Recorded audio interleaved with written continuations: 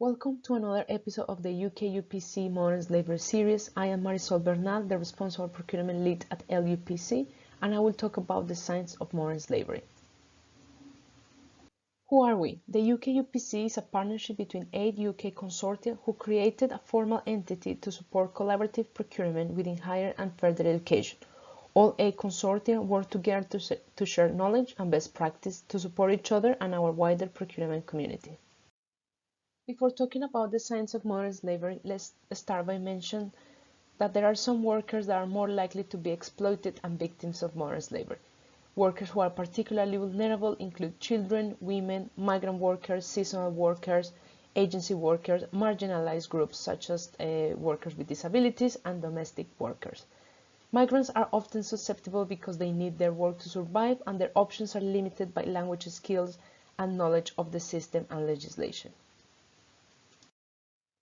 Modern slavery affects both international and domestic markets, and no sector or industry can be considered untainted by a risk of those abuses. On the screen you can see some key industries known to be vulnerable to modern slavery, which include textiles, cleaning and security, hospitality services, agriculture, manufacture of ICT, and construction.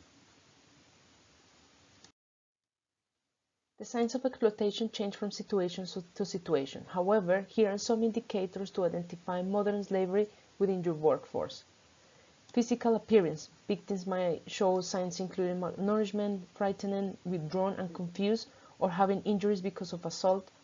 Fewer or no personal effects, no money, no personal items, few unsuitable clothes, or little or no food.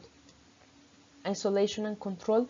Workers who are rarely left on their own and appear to be under the influence of others who present their documents and speak for them.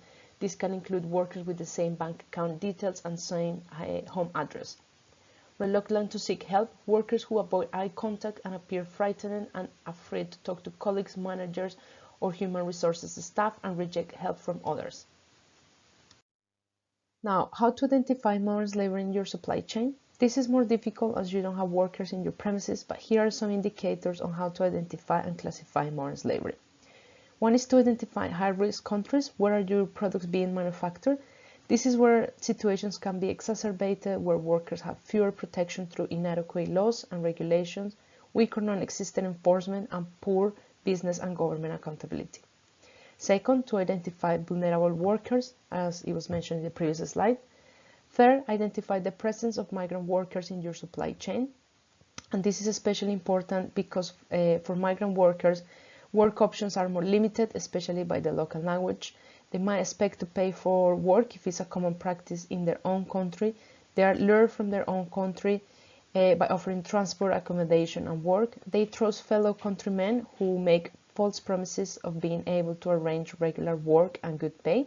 And they are targeted by exploiters who will control and threaten them with penalties or violence. And four, the type of work. Modern slavery is a high risk in sectors where work is labor intense and skill irregular, supplied through recruitment agencies, geographically remote, outsourced to third parties, and undertaking lower tiers of the supply chain with less direct oversight and no contractual relationship. The recruitment stage is often where workers are most at risk from modern slavery exploitation, especially where third-party labor recruiters are involved and especially where the workers are migrant. It is therefore essential that you pay attention to this element of your management system. Good practice includes only working with formal labor providers who are legitimate, registered business entities, conducting checks on the labor provider's management system, including agency worker documents, such as right-to-work documents, payslips, contracts, and having regular conversation with agency workers to understand if they have been treated correctly.